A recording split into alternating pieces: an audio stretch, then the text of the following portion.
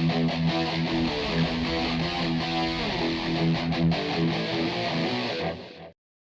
guys, Romney Reaper here. So, I just finished the new series of The Witcher. Now, I never reviewed series 1, but I really enjoyed it. The world building is fantastic. Production design, sets, monster designs, action, gore, some really good performances from particularly Henry Cavill, who was great as Geralt. Obviously, there was that issue in the first half of the series of the constantly jumping around timelines, but once everything clicked into place, it really was satisfying viewing. And the thing you'll immediately notice about season 2 is that it is much more streamlined. So, so the whole thing is so much more smooth sailing and much easier viewing if you find the whole timeline jumping thing hard to follow.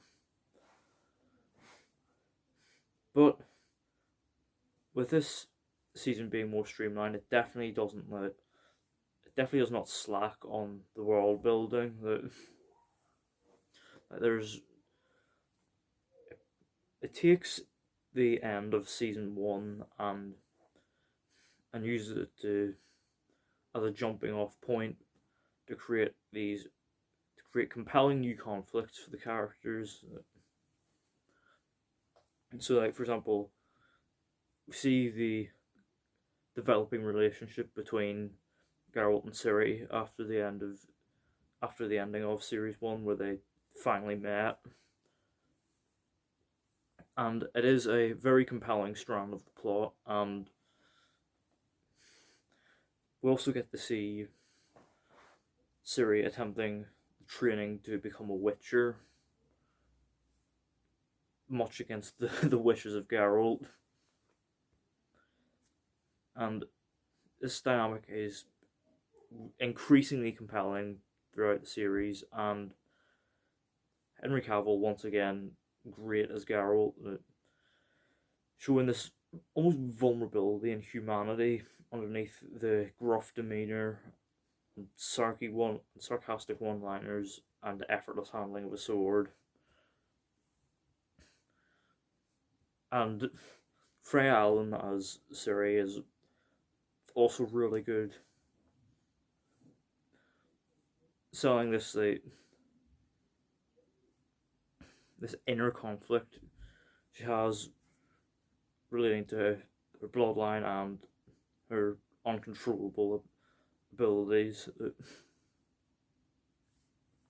it's not just this plot strand that's interesting. We pick up from the end of series 1 with Nilfgaard, and that plot strand is really interesting, painting Nilfgaard not just as the villains they were in series 1, but rather throwing shades of grey in there. This just maybe they're actually misunderstood freedom fighters. It's just when you see their knights, their armor, it gives off the appearance of evil tyrants. And that kind of connects very well to the theme of this series of what really does make a monster. Is it the appearance, or is it how they were created and being a result of that? Which is told to us early on in the series by a friend of Geralt's, who we meet for the span of an episode. But he is a very entertaining presence, who gives us this conflict, this essentially fancier version of nature versus nurture. But you know, it's not just it's deeper themes and character conflicts and plotting and scheming. Like, on the one hand, we've got the Brotherhood back again. You know, doing their plotting and scheming. It's also, of course, the monster action. That there are some, like, there are several cracking monster fights.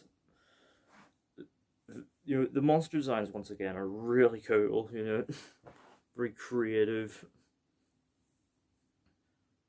and the effects for them are, you know, seamless.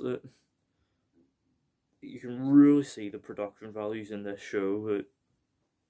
Like, it's not just like a cheap fan film. Like this has genuine production value. You can see the Netflix money that has been put into this.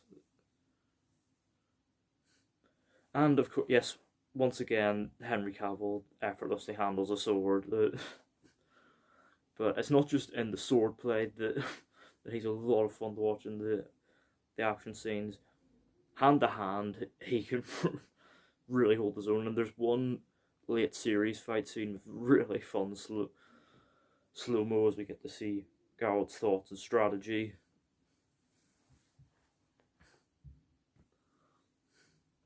And another thing I really enjoy about the series is that it's actually got a sense of humor as well. That, of course, we have the one-liners from Geralt, and we see some bantering between the Witchers, the other Witchers.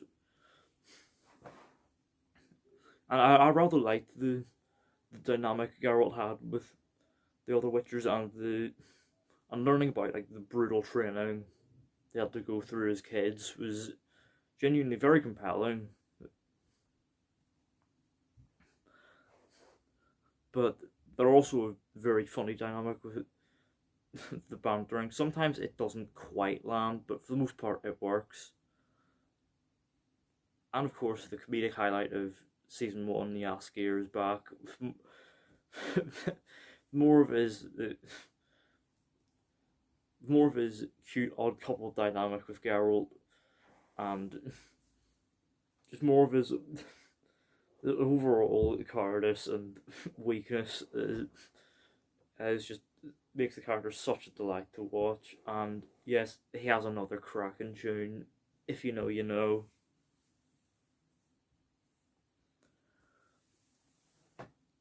And we gotta talk about the finale here because, wow, that was a lot. It ends with a battle with a particularly compelling monster, and it really tied the whole thing together, tying all these loose ends together to create to round off the season in a very satisfying way, but also leaving, you know, enough breadcrumbs, enough loose ends to hint at what will happen in the series 3, which, if that cliffhanger is anything to go by, I am very excited. It's not an entirely perfect second season, you know, for all the rich world building and the expansion on this world that we get. Some of the characters do feel slightly thin in comparison, but you know, it's not really much of an issue because they are enjoyable to be around. And again, when all this world building is so compelling that you probably will barely notice that. But yeah, The Witcher season 2, really enjoyed it. Another very solid season of the show, and I am really excited to see where it goes next. And I'm quite looking forward to seeing the Blood Origin prequel as well, obviously coming to Netflix. And overall, I'm going to give The Witcher Season 2, well, probably the same score I'd give Season 1, a solid 8 out of 10. So yeah, those are my thoughts on The Witcher Season 2. Let me know down in the comments, what do you think of it? Have you seen it? What do you think of Season 1? Did you get used to the jumping timelines thing? And are you excited for the prospects of season 3? Let me know all that down in the comments. Don't forget to hit the thumbs up button if you enjoyed. Don't forget to hit the subscribe button if you're new, and don't forget to turn on post notifications so you don't miss an upload.